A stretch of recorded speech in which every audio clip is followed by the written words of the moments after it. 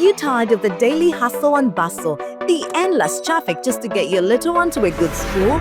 GMS Snap Bingo offers a unique blend of academic excellence with a holistic child development in both nursery and primary. We provide a national curriculum with an international touch. Enroll your child today by visiting our campus along Trinity College, Dabigo Road. GMS Snap Bingo, where every child's potential is a reality. Because we care. Hello and welcome to Second Take with Isma Dakava Chigongo, the man himself, the man who I think has now added, I think if this was music I'd say your repertoire, but you've added a whole new course unit to your body of knowledge, and I think we shall name that folder World Cup 2026, FIFA Men's World Cup, which ended. My name is Mebo Kevirunji. Isma, how are you today? Alhamdulillah, I'm very good, very good. I'm sure now your bank, you have another folder and you'll be reminding us, you know, World Cup in 2026 when Colombia did this, and for us, we have totally forgotten what happened. Where did you watch the game from? At home. I always watch 99% of my sport at home. The other percentage would have been in office, but currently office is closed. Yeah, unfortunately. Yeah. NMG, National Media Group Uganda, is currently closed because it's very difficult to find me out of those two places. I don't watch. But you do go to rugby games, you watch basketball games? That I'll watch because we do not have television, but whenever you have an opportunity to watch sport live in the stadium, you better go. It's the experience is totally different. It's just that we do not have the opportunity to be in New York and then in London and then in Royal Barkdale this weekend or Lords. Yeah, so I watch a lot of my sport at home, and definitely I was watching at home. The last World Cup final, I was in office because I was working. Yeah, I was waiting to post the story for Daily Monitor. Yeah, and ensure that also the NTV story goes up. At that time, I would imagine if our workplace was open, I think I would have watched the World Cup final in office. Yeah, but those are the only two places. It's very. If someone lies to you that they are watching sports with Ismail at a bar, abalimba. The other place I sometimes do watch is there is a friend of mine. He's called Martin Osiri.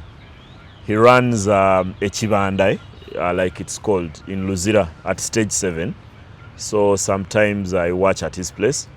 But that is normally Tuesday and Wednesday when there is Champions League, when I have profound fears of dozing off. Yeah, I normally go to Martin's Chibanda and watch with a few of my friends in Bali, Yahaya, Martin himself. Yeah. But you and Brandon do quite a bit over the weekends. Really? You have been? No, Brandon is a totally different beast. He's a totally I'm a home person by now. On Sundays you had that football club, you had the celebrations, you were in Entebbe, you were... No, I spent my Sunday with family from around 11 a.m. up to 9:30 p.m. when I got back to television. I barely had time for anything that wasn't family. But I'm also a home person, by the way. If someone tells you I was somewhere else, they are lying. Give me my internet, give me my television, and then I'll figure out whether I have to go to the stadium to watch something. Then I'll be back home, because that life of hanging out is something I left more than 10 years ago. So, and there hasn't been rugby ongoing currently. Okay, there was a Chigezi Gorilla Sevens the other week. There's been a few of the lower division, you would say, for the sevens, and then now I think the national seven circuit for the senior teams rolls in this weekend with the Stone City Sevens in Jinja, and it should be at Rackyard. Yeah, that is the other. I think also right now there is the NBL playoffs, the National Basketball League playoffs are also ongoing. I haven't had a chance to go to the stadium to watch, but I've watched some on television. I'm hoping when the teams are culled a bit, I'm one of those who has always argued for several years that I think we had not yet grown enough to have 8 teams make the playoffs. I think we're still at 4 teams, the top 4, but we have a lot of chaff mixing with the cream. I'm hoping that once some teams have been culled and now we have the top 4 in the semi-finals, then I should be able to watch a bit of that. But sometimes I'm not really enthused by watching seed 1 against 8, 2 against 7. The games are barely competitive. And my argument about the 4 is maybe it's because I'm a bit old and I was there when basketball has 15 fans to when it's grown to have non-blazers. But also I've always argued that in 2009, Chambogo Warriors, who went on to win their first league title that year, won all but one of their second round games just to finish 4th. And every Warriors game in that second round of the league was very, very important and brought crowds to the YMCA and Lugogo. Now teams sleepwalk through the regular season, hoping that it doesn't matter, they'll get into the playoffs regardless. So the lack of effort for me in the regular season sometimes that forces teams that are not very good to force us to watch playoff basketball. I've never warmed up to the idea, and it's been several years since basketball switched from a 4-team playoff season to an 8-team playoff season, and I haven't changed my opinion about it. And this week I was seeing on one of the basketball forums I'm part, and there's some basketball administrators, and they almost hinted on the fact that there aren't enough competitive games for us to be having 8-team playoffs. I hope that is altered. My opinion has been the same for over a decade. Yeah. Okay. How excited are you? I am so excited. I don't even know why. I am so excited to discuss this. It's a great opportunity to pick your brain as we dissect the World Cup, FIFA Men's World Cup 2026, where we have Olympic champion, European champion, and now world champion Spain lifting the trophy. I'll start by maybe asking, as you also start with your own intro, are they vindicated with their style of football, with their style of play, with their whole system, basically?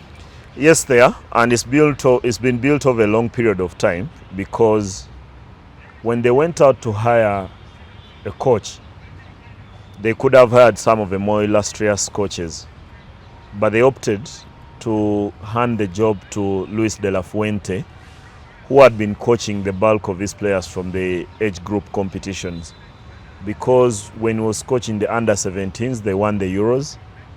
Then he coached the under-19s. They also won the Euros at that level. Then in the aftermath of all that, they thought about hiring a new coach. And I need to just confirm when he came into the job and who was there before him. Because when they hired him, they thought that they had a group of players who are coming through, and would have been very good for them to continue with the coach they had been having at in the junior competitions, the age group competitions, and they've been vindicated in that sense. When he came in 2022, before him, you would imagine Spain, after winning the World Cup in 2010, they went into a bit of a lull. Yeah, they did not follow that up. Okay, they followed that up with the Euros in 2012 when they hammered Italy by 4 goals to 0 in that final. Then thereafter, you thought they would kick on. Then they arrive at the World Cup in 2014 and they are blasted out of a stadium in Brazil. Remember that opening game where they conceded 5 against the Netherlands. The game that for me is memorable for that goal scored by Robin van Persie. Yeah? Yes, Robin van Persie, that header, the diving header. Then thereafter, they hit a bit of a lull, but perhaps it was also the end of a cycle. Yeah, the group of players that made them dominant in that phase, the David Villa, Sergio Ramos, Ike Casillas, Xavi Hernandez, Andreas Iniesta, Joan Capdevila, Carlos Puyo, that generation was phasing out. Then they went into a decline, so they could not find immediate solutions of what they would do with their team. So they went around and looked at someone who had been part of a growth process, because in that phase when the big hitters were phasing out, and we saw them how much they celebrated at the end of that at the final whistle, they realized instead of going to find maybe a magic wand, they would rather go and build with someone who has worked with them for quite some time. And that's how De La Fuente comes in. And he maintains the same style that made them successful in 2008, 10 and 12. The possession-based football, keep the ball away from the opponent and you're going to have an opportunity. So there's almost a symmetry and understanding, because most of these players have worked with De La Fuente for a large period of 9 years, right from the Euro Under-17. So from that, he's just gone on adding a few pieces, the Lamine Yamals, and now it looks like a machine. But also, tournaments are very, very funny. We could have written Spain's obituary after that opening game against Cape Verde, but 5 weeks later, everyone has so many sweet things to say about Spain. But that's, I think, what sport teaches us. We might be extreme sometimes in opinion, sometimes in premature conclusions about events. Then after 5 weeks, no one even remembers that they struggled in that opening game, because I stated on this show I could use that word again and again. I use the word tentative. They were very tentative, they were very slow, and you can almost imagine they've changed that and stepped it up a bit. The changes that have been made since that game, especially Dani Olmo, who did not start the World Cup, he started that on the bench. Remember that midfield started with Rodri, Gavi and Pedri. Then Gavi and Pedri were dropped, and then Fabian Ruiz and Olmo came into the side, and then the work ethic of Alex Baina off the left flank. So many things have changed within a 5-week period. But overall, yes, vindicated for me with their style of football. Sorry to digress a little bit here, but what you're saying is like a proper blueprint that any other country should actually pick a leaf. So why don't we, because you've talked about Morocco, a similar thing, how they have invested and invested. Saudi Arabia, we haven't talked much about it, but they have a 10-year football plan that the way we talk about Premier League is how they want us to talk about the Saudi Arabia Pro League. Yeah. And we probably might get there. So if countries have these long-term strategic plans, why doesn't everyone copy? Because what you're saying actually doesn't even seem like rocket science. I'm like, but wasn't that? It now seems obvious. Hindsight is what you say. What you say about hindsight? We have. If someone has won, it makes all of us prophets. If someone has won under 17, under 19, it's like obvious, because these chaps are growing. These lads are growing. I think the countries that respect football more than the rest of the world does have always had this kind of plan. In 1998, Croatia did beat Germany by 3-0. That's the first tournament that Croatia had qualified for since the breakup of the Balkans and the collapse of Yugoslavia, and Croatia came out of that. They beat Germany by 3-0. I think that was a quarterfinal of the World Cup. Germany had an aging squad at the time, led by their goalkeeper, who was Andreas Kopke, I think was the one in goal, and then players like Lothar Matthäus. Germany, the German DFB, in reviewing the World Cup, they decided that they are going to change the way they play. And when they did that, they went right to the academies and implemented that kind of system. By the time the Germans won the Euros in the World Cup in 2014, there had been a lot of water under the bridge that had been pushed under the bridge for them to get to that level. When they went back to the academies, they went and developed players like Toni Kroos, like Mesut Ozil, because they realized they no longer have that size. So that project started around 2000. Now the generation that they had written off after 98 go and shock them and get to the World Cup final in 2002 with players like Michel Ballack. Remember, Michel Ballack had come out of that Kaiserslautern team that got promoted in the late 90s and won the German Bundesliga on their first attempt, came from the Bundesliga too and won the first division in their first attempt. So they were a bit shocked how good the team had become after the failure 4 years earlier. But thereafter, they went into a rebuilding phase post-2002 that eventually led to the World Cup triumph in Brazil in 2014. Memorable for that 7-1 drubbing of Brazil in that semi-final. Then Spain copied the same blueprint at the time because Spain have a lot of respect for Germany in terms of planning for the game. Remember, they had their coach who has since passed on, Luis Aragonés, who had seen Spain struggle for several years through the 90s when they had players like Pep Guardiola himself, Raúl González. In the early 2000s, the team never got anywhere despite thinking they had good players. But Luis Aragonés told the Spanish FA that we are not going to beat teams if we play a very physical game because we cannot get at them at that. We need to go the German way and play a lot more possession football. Let's keep the ball away from the opponents.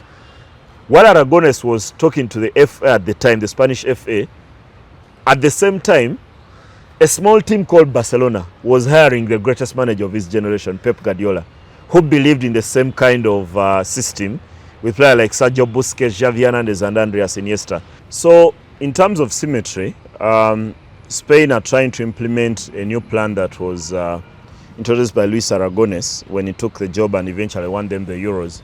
It collides with the moment with Barcelona where Pep Guardiola doing the same thing. Then they get a group of players and go on and win titles, 2 Euros and the World Cup. Then they slide. Thereafter, they hire some coaches. They do not do too badly, but they do not deliver the glitter. Especially, I felt under Luis Enrique. Yeah, they lost a Nations League final. They lost to a Euro semi-final. The Euros, I think that Portugal won in 2020. Yeah, they got to a semi-final and lost. Then thereafter, they are thinking, do we go with another big name or big hitter, or we go with the structure? And they decide to go with the structure. So I don't think it's only Spain that are doing it. Many countries are. The era where teams win because they have a collection of stars and then they get a marquee coach to head the project, I think that era is long gone. Teams are going to be more willing. Teams have been more willing to build. You can sense it at club. Arsenal gave Mikel Arteta 7 years to deliver a league title.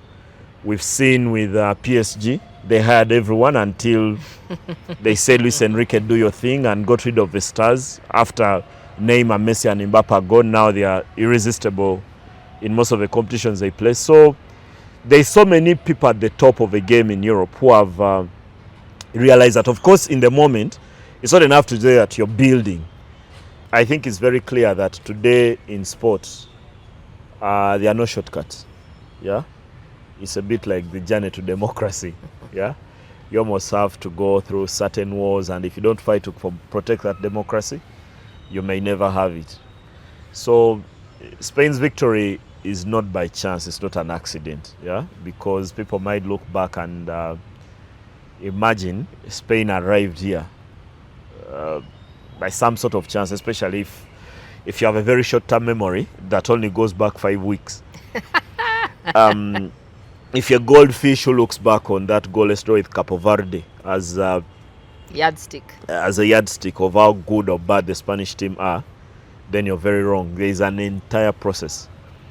And the entire world now has jumped onto that process. That's why, for example, the English today built that George Park, yeah, where they bring in teams and have all this coaching synergy across the league.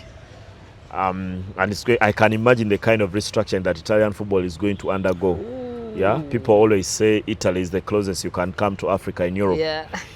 But I think they are going to undergo a certain level of restructure led by Paolo Maldini, that in 15 or 20 years eventually, when Italy get to win the Euros or World Cup, we might all sit here and praise the next Pesotti or Pesotto or Gianluca or whichever name will be on that team, or a Francesco, but there is supposed to be a process. And Spain have undergone that process. We might be discussing the men's team, but remember, even the women are the world champions. Yeah, And We remember the famous case. Barcelona have been the best team in European competition in the recent past. Of course, someone will claim Arsenal because they won a Champions League, but Barcelona, I think, have been the benchmark. Their player, Bonmati, has won multiple Ballon d'Ors, is almost untouchable. So Sunday, for me, is a result of a very well-constructed process that produces a machine. That they are. Let's talk about the actual game itself, the shots on target or the lack of shots on target for Argentina, the possession, the attacking by Spain, clogging the midfield. Yeah. I think there's two ways to look at it. One, Spain were brilliant, exceptional, dominant. Argentina couldn't get a grip of the game at all. Even in the first half where there weren't so many chances, and I thought by the time the first 45 minutes were done, I felt the halftime show was very, very important. Many of us would not have returned for the second half if we were going to watch the same. But the halftime show was so good that it made us forget that it was that long, and also washed away the pain of watching how poor both teams were in the first half.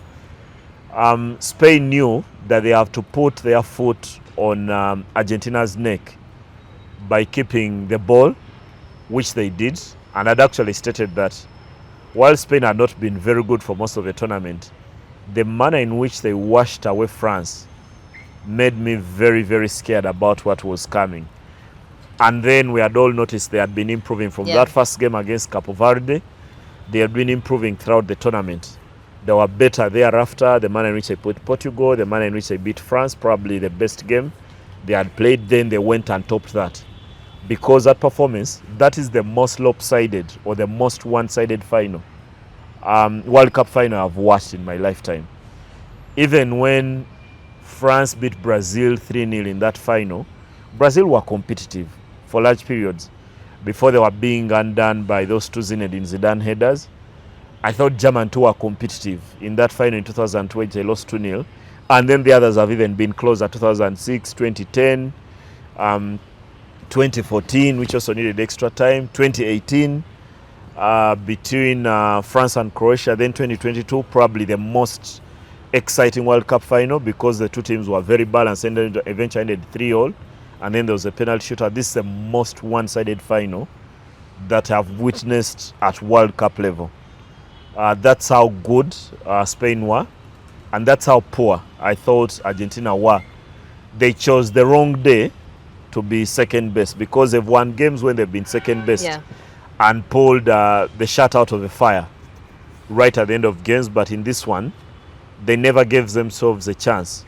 And then while you're struggling in a game like that, then you get a man sent off in Enzo Fernandez, who carried a bit of a Chelsea curse to the Argentine national team because last season Chelsea had 11 red cards. They received 11 red cards, 8 of them in the Premier League, the 3 in the other competitions. Then a Chelsea player comes and does that. A very brainless moment from him.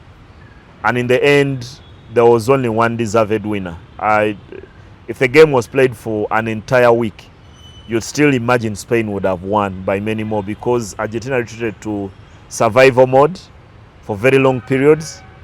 And I could almost bet there can be a lot of criticism, and I've seen the quote football won.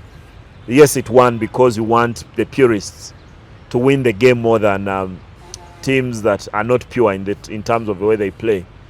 But I would imagine if Argentina had chosen to go toe-to-toe with Spain and opted to press high up the pitch, I think they would have been ripped off. I think Argentina's best chance of winning the World Cup was to play the way they did. Sit deep, hope for a moment, probably hope for Messi magic, get the ball to Messi, hopefully beats one or two players, then plays a perfect pass, then you go and win the game. If he plays the pass to Julian Alvarez or eventually Lautaro Martinez or whoever else he could get the ball to, then you have that opportunity. But also, I felt even if the Argentine coach Lionel Messi must have thought of changing the game, changing the kind of tactics, because the longer the game goes on, then you start to size up the opponent. It's not helped by the fact that he has 3 injuries in the back line, so he cannot even make attacking substitute. Okay, 2 injuries eventually, Montiel and Molina always have to change, but the centre-back pairing had to go off.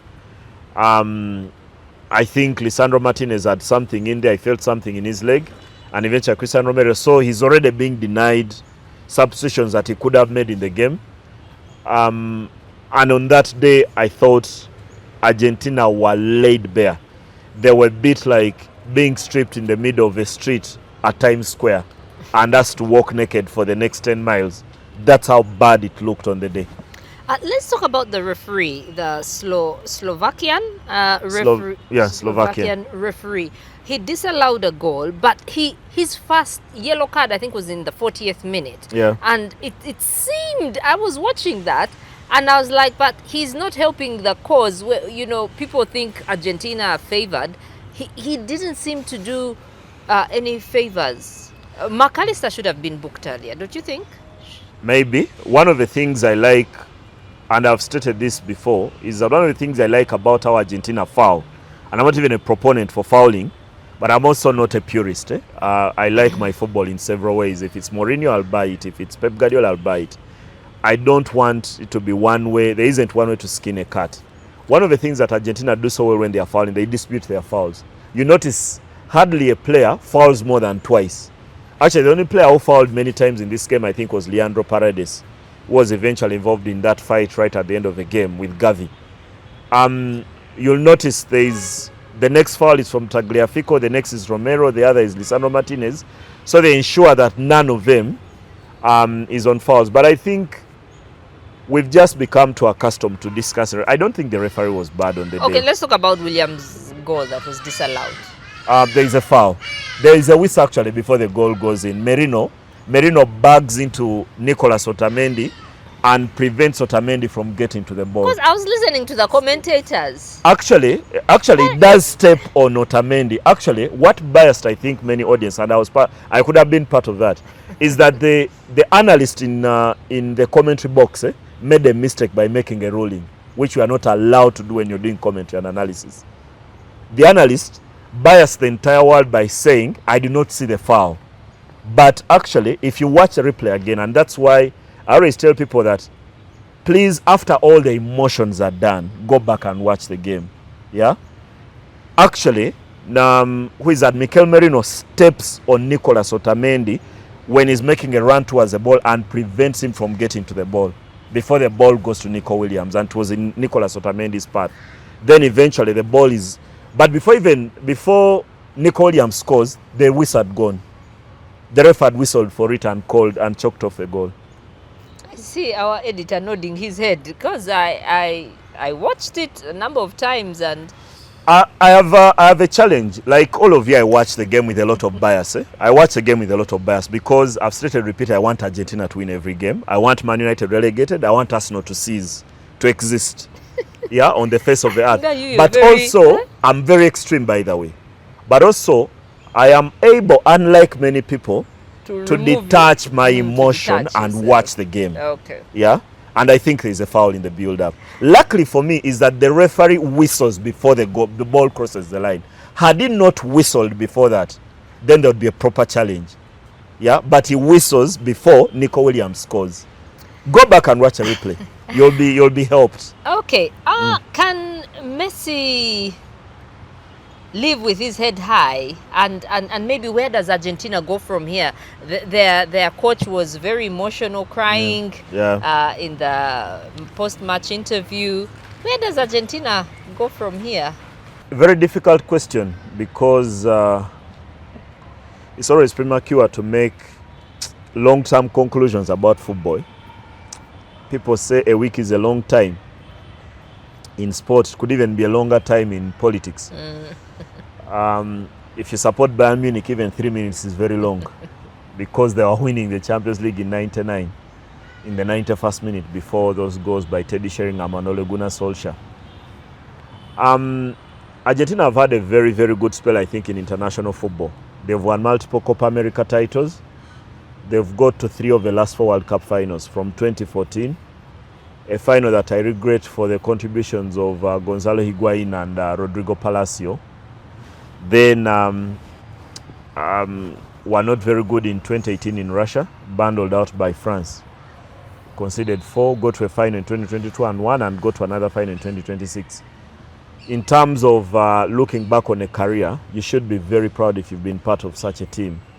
Lionel Messi should be very proud of what they've done. But now, I think the fear for Argentina, and it's been there before, when Diego Maradona retired from the national team post the 1994 World Cup, you cannot authoritatively say where the next big star for the team is going to come from. And Argentina's World Cup titles, the 3 of them, have been largely hinged on having that one star, then surrounded by other good players.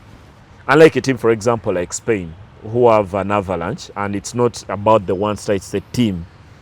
Argentina's title in 78 is down to Mario Kempes. He's the one who walked out with that World Cup trophy alongside Andreas Iniesta. Then 86 are down to Diego Maradona. Then thereafter they cannot win even if they produce some very excellent footballers. You think about Ariel Ortega, Juan Roman Riquelme, Sebastian Veron, and all those other players of those eras. But until they arrived at another diamond in Lionel Messi. Now he's 39. He's had a great tournament by every measure. So he can live with his head high. Yeah, despite choking in the final. And you could almost tell the tears that he had. I think it's a sense of regret. It's I think also the pain in the aftermath of losing. And you could almost tell also from the tears about Lionel Scaloni at the press conference when he was asked about his future and what is going to happen in the next phase. Besides the emotion of losing, I think the other thing that makes people cry in that moment is knowing that your abilities are way better than what you've offered on the day. They must sit back and imagine they could have executed the game much better. They could have performed way better than they did on the day, and that can make anyone cry, of those players and coaches. So the next phase, I think, is a lot of uncertainty. If Messi retires, then where is the next big star? Is Julian Alvarez going to take the mantle? Is Nico Paz going to transfer some of that football that is played at Como in the Italian Serie A to be a real star of his team? Will players like Giuliano Simeone not go beyond just beating players and then make the wrong decisions or make the wrong final pass? What happens to so many of these? Nicolas Otamendi has been a mainstay of his team. Then there is Rodrigo Di Paul and all these other players. Nicolas Tagliafico, all these players, Walker, Emiliano Martinez. How then do you build a new team? Do you go with the same coach who has done very well since he took the team in 2018 in Scaloni, or do you go in another direction? So there's a lot of questions that the Argentine FA has to respond to. But maybe the one thing they could change, maybe it's the style. Yeah. The game of grit may not serve them if you do not have a superstar who is going to convert the efforts of others into diamond. And those questions are very, very wide. I remember I made a very premature conclusion after the manner in which Germany dominated the World Cup in 2014. And I thought because they had a very good team, they are going to go on a spell where they dominate world football. What happened in the aftermath? They were not very good at the Euros in 2016. They were knocked out at the World Cup in 2018 at the group stage, then in 2022. And Germany have not found their way since that 2014 final, despite the careers of certain players going higher after 2014. Players like Toni Kroos, Mesut Ozil, they got better after 2014. But that did not translate into the German national team getting better. So it's always a very difficult thing to do after you've had a very successful spell. But it's the one thing we can speak of with certainty, is that this is the end of an era for Argentina. Not only Lionel Messi at 39, but so many of the players. Argentina won this World Cup with the most experienced team. I think 17 of the 26 they called for this World Cup were part of the team that won the World Cup in 2022 in Qatar. So that is a team that has been kept together for very, very long. Now you have to tear it up and start to build again. Do you do that with a new coach, or do you go and trust Scaloni? For me, that's the first question that the Argentine FA have to answer. Okay, but speaking of which, let's talk about the awards that were given out from Unai Simon and Rodri. Mbappe, I was happy to hear getting a golden boot. Any surprises there, or well deserved? If we were making predictions at the start of the tournament, we would never have made the same prediction. Maybe for Unai Simon, because he's been very, very good for the Spanish national team.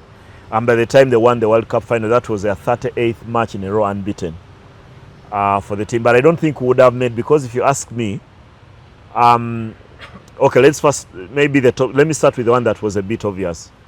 Kylian Mbappe. I've seen so many people predicted that he would finish as top scorer, and I'd be part of that bandwagon.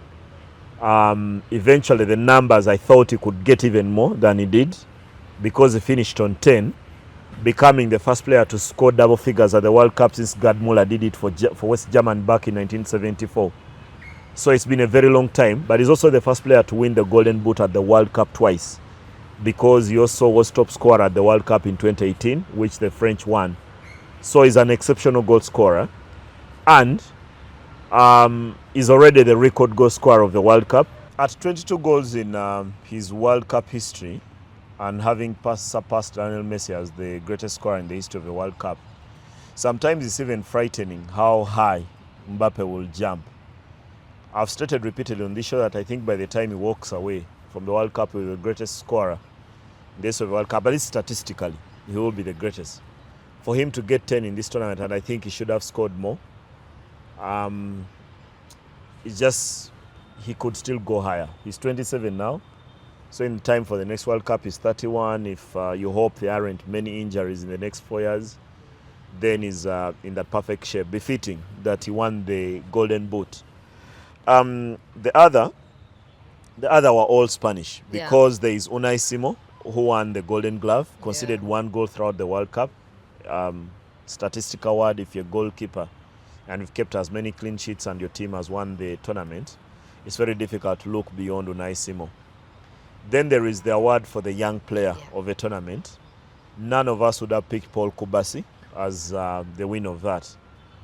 After all, he's 19, but that award normally goes to the best attacking player of the youngsters. So if you have to pick who would have won before the tournament started, it was easier to pick another teenager in Lamine Yamal.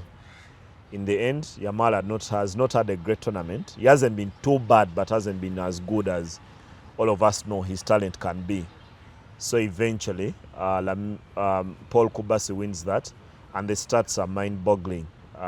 For example, for that final, look at the numbers: a pass accuracy of 96%, 121. Maybe those stats sometimes do not tell the entire picture, because he's passing, perhaps most of the passes are going to Laporte or to Rodri, so there isn't pressure on the ball.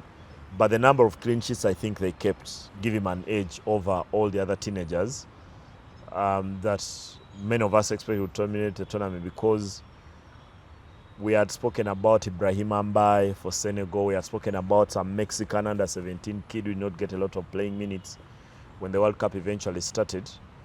To see Paul Kubasi win that, I think, also satisfying, emphasizes that the future for Spain is also secure. When De La Fuente chose him to partner Aymeric Laporte at the end of his career, and then one starting out, the results, I think, have exceeded expectations, because normally you'd think in moderation it has to be Laporte and then someone who is perhaps 25 or 26. De La Fuente opted to go to the extreme and pick a 19-year-old to start for Spain, and he's been brilliant. Hasn't put a foot wrong in that area of the pitch. The other one that no one would have got right when you're picking before the turn would have been the MVP to take the golden ball is Rodri. While all of us know he's a very, very, very, very, very, very good player, and we saw that is affirmed by the Ballon d'Or won in 2024.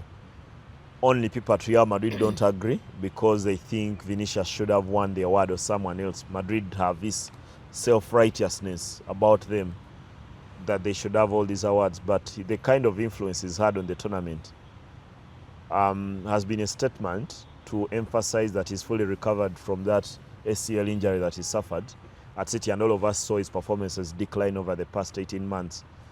But there was a reminder, I think, towards the end of the season about how good he was when City were winning games and putting on a run in trying to catch Arsenal for the league title, and eventually they won the FA Cup and the Carabao Cup last season, but fell short in terms of trying to win the league.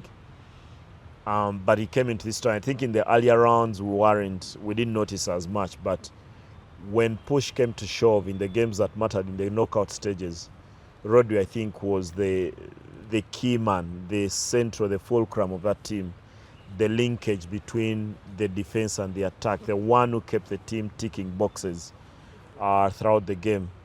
And eventually, I think the performances, especially in that semi-final against France and in the final against Argentina, where not only did he shut down Lionel Messi, but also got the team to play on the front foot, made him the best player in the tournament, and also emphasizes how important that role, that position has become in the team.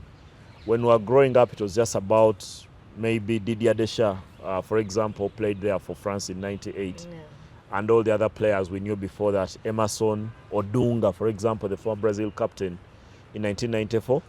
It was about stopping play, and that was it. Now, that position has become extremely critical to where the teams play, ever since I think perhaps Pep Guardiola changed the role of that player when he decided to play Sergio Busquets.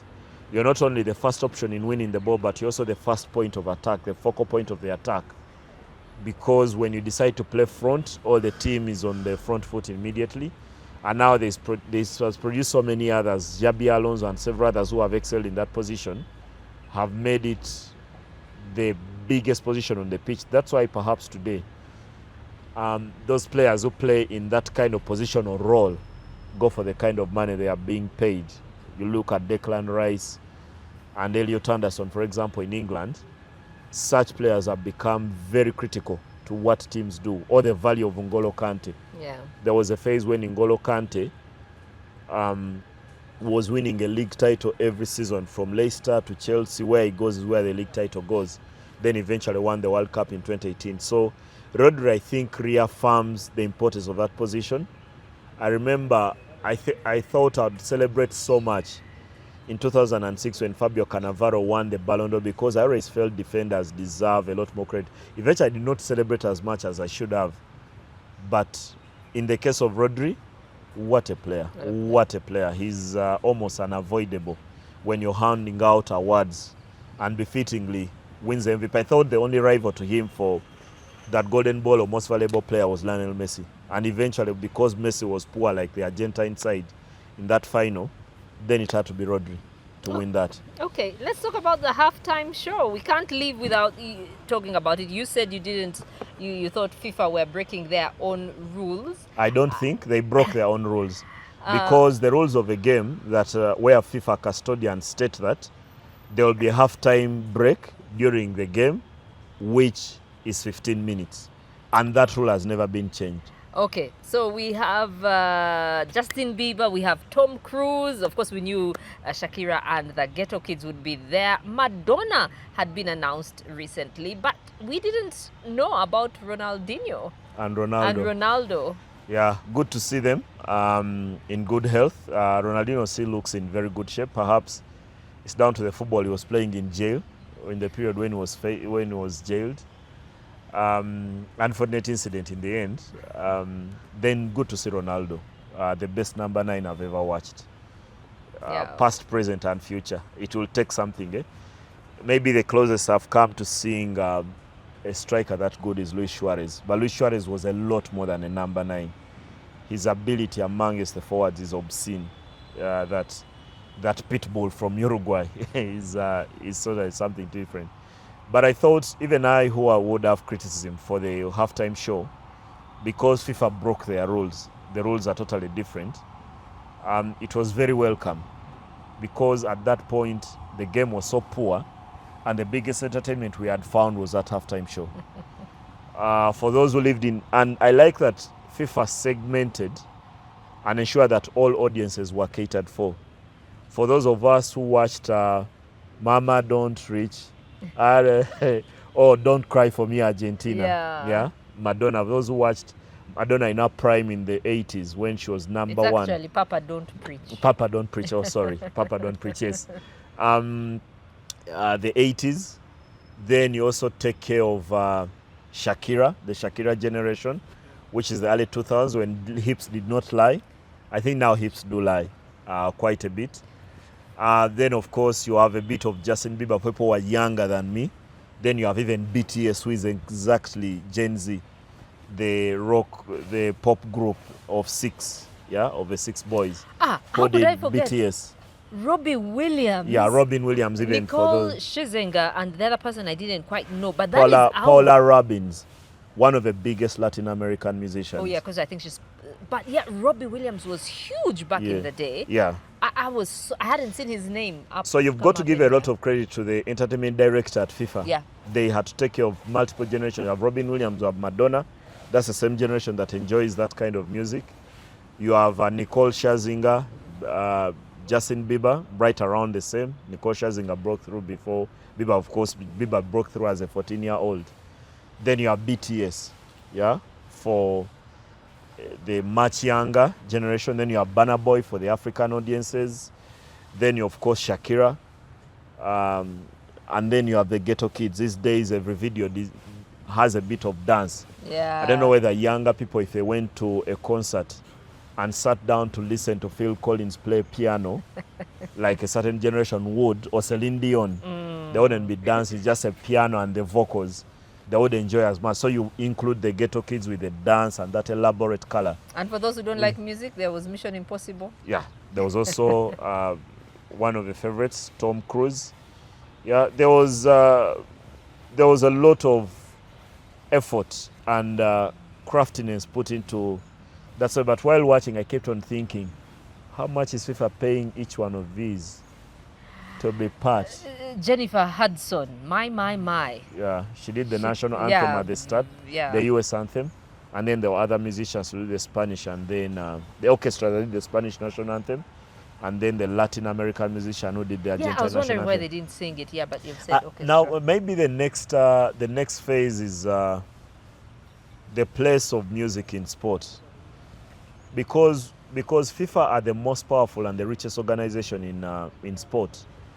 When they have an idea and lead the way, it's almost certain that others will the other federations will follow. So I'm at a point where I think every sports event is going to be infiltrated by music. If music did not have a central part in sport, there is a time when it was just about the World Cup anthem. For example, Italia 90. Yeah, a certain generation, the greatest song that has been done for the World Cup. And we can forget all the others thereafter, 94, Wave 98. Your Flag was also popular, Canaan. Yeah, but it wasn't the official anthem by FIFA. Oh, okay. It wasn't. It was one of the many. The official anthem for FIFA was the Shakira one, yeah, for the 2010 World Cup. Now music is going to become central to every kind of occasion. And when it starts at FIFA, then it's going to infiltrate. Maybe even the next Masazaga Toro will have a musician performing at halftime. And then the same will be with the Masazaga Busoga. Yeah? It's going to become the theme. I would imagine the Olympics will have a lot more, so will the IPL, so will the NBA is used to it, American sport is. Super Bowl, the American culture is used to it. Now the American culture is going to infiltrate sport globally. Okay. I know we're going to talk about the Commonwealth Games, which are starting this week. But I have to ask you, I know you said this is useless, but we have to talk about the 10-goal thriller of France against England, and also Jude Bellingham overtaking Kane. Yeah, he did in terms of the scoring stats because he finished on 8. A game that should be remembered for me for Bukayo Saka's hat-trick. England have not had many hat-trick scorers. In fact, the last was Joe Hurst in 1966. Very important. Actually, I watched the first half and went to bed. When England scored 4-0, I decided to go and, because I'd been exhausted from the kind of Saturday I'd had. So I decided to sleep. So when I wake up in the morning, you're like, normally the first two websites I visit are BBC and ESPN Cricket Info. I want to check what the cricket scores were for the games I didn't watch. I read the report, and then BBC. And then the first thing I see on the BBC was 6-4, and I was like, wow, I missed quite a second half. But eventually I've had a chance to rewatch the game. You said the most irrelevant game. No, you said the only one that is worth remembering is Eusebio in 1966 Portugal. Because Portugal, isn't this one worth remembering? Maybe it takes that place. Because Portugal were a very poor team at the time when Eusebio came to the stage and led them to third in 1966. These are two teams whose design was never to finish third. It was a huge credit for Portugal finishing third in 1966. I do not think England deserve credit for finishing third.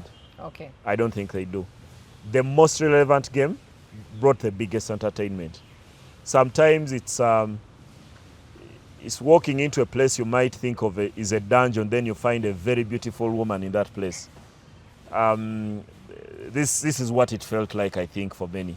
Eventually, a huge number of goals. Maybe there should be an order for all the next third place playoff games, or the bronze final, like now FIFA calls it, for them to have lots of goals. Maybe that's the one thing that should happen, because I maintain very relevant. Irrelevant. Okay, but it was great entertainment. Yeah. And like you said, Saka's hat trick. But this week, Australia declined or said they did not have the resources to host the Commonwealth Games, so they are back in England. And maybe as you talk about they are back in the UK, not in England. Okay, back in Scotland. Maybe you can tell us, how relevant are they? You know, you don't have the big players, you don't have Russia, you don't have America, you don't have many countries. They were not Asia. colonized by the UK. I know, but is that why people or cities are shunning? Because this is not the first time. Commonwealth seems to be struggling. I think many sports events are struggling for hosts because the cost and investment you have to put to host an event of this magnitude is very big. And there's a time, I think, in 2023, 2024, when there were doubts about whether the Commonwealth would actually happen, when I was very keen on that story and even shared a lot of stories with a lot of conversation with Don Rukari, who at the time was president of Uganda Olympic Committee. His status has since been elevated and is now the president of the Commonwealth Games Federation globally, having taken that seat last year in November. But it's about the cost for me. When Brisbane decided to pull up, because these games would have been in Brisbane in Australia, and Brisbane said the cost was so huge, Gold Coast, which had hosted the 2018 Commonwealth Games, had actually offered to host the games, but they needed some guarantees and some money from the Commonwealth Games Federation in the UK. Then eventually they got Scotland, which will host a shortened version of the games, starting on Thursday, July 23rd in Glasgow. Glasgow hosted the last games in 2014. But the games are shortened in nature, and then they've reduced the number of sports disciplines to ensure that they are economic in terms of cost. So for me, it's about the money, but also too, the Commonwealth Games may not attract the biggest stars. Yeah, they are for upstarts. Even in smaller countries, let's say like Uganda, after Joshua Cheptegei goes to Gold Coast in 2018 and wins the 5 and 10K, he no longer feels obliged to go back to 2022 when we're in Birmingham.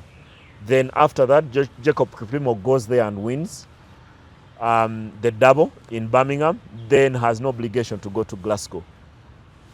They are not the most prestigious. I think for athletes, the first is the Olympics and the World Athletics Championships. These days, the Olympics even pay money for the athletics, for the athletics people. So the Commonwealth is right at the bottom. Kenya will not be sending Emmanuel Wanyonyi, the 800-meter Olympic champion, because that level is gone. And for me, it's perfectly normal to have levels in terms of competition. Which ones you regard to be the biggest? Let's say in football, you think about the World Cup, then the Euros, then the other competitions for the nation. Then the Nations League is third. Then all the relevant friendlies. Then at club level, you think about winning the Premier League as key. Then the Champions League, then the FA Cup, then the Carabao. So I think it's about the levels, and the Commonwealth Games are not number one priority for so many of the countries, but they are still an important platform to accord to some of the younger athletes who need that platform, I think, to announce themselves on the scene. And for Uganda, I think in a Ugandan sense, I don't think we've earned the right to pick and choose where we go. Yeah, we still lack most of the basics. We lack facilities, we lack the financial investment, we lack half-decent administrators in the sport, and we lack a society that appreciates sport. So every time there's an opportunity for young athletes to go and compete, I think it's extremely important for them to go. America, while they were colonized by Britain, who handed them independence 250 years ago, they have no obligation here. They have many opportunities. After all, they are all living the American dream. We do not have the same kind of opportunities. We do not have the same kind of avalanche to say we'll do this and we'll not do that. Uganda has to be part, and Uganda will be part. The delegation, I think, is 53. As we are doing this show, the team is departing for Glasgow, and the opening ceremony is on Thursday. So hopefully some athletes get to announce themselves on the scene. This is where we got to learn of people like Perus Chemtai. People maybe were not paying attention to Joshua Cheptegei until he did his heroics in Gold Coast in Australia 8 years ago. So another platform, I think, for me, for these athletes to go and expose their talent. Thank you. Thank you so much, Isma. You've said keep dreaming, and indeed we should continue to dream. Thank you all for subscribing. The 104 games DSTV promised, they delivered. So if you haven't yet gotten a decoder, please get one and continue watching all the other infotainment that they have available. Share, send us your comments, subscribe. We love to hear from you. Do take care of yourselves. We shall see you next time.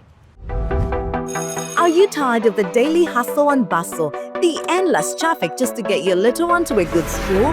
GMS Snap Bingo offers a unique blend of academic excellence with a holistic child development in both nursery and primary. We provide a national curriculum with an international touch. Enroll your child today by visiting our campus along Trinity College, Nabigo Road. GMS Snap Bingo, where every child's potential is a reality. Because we care.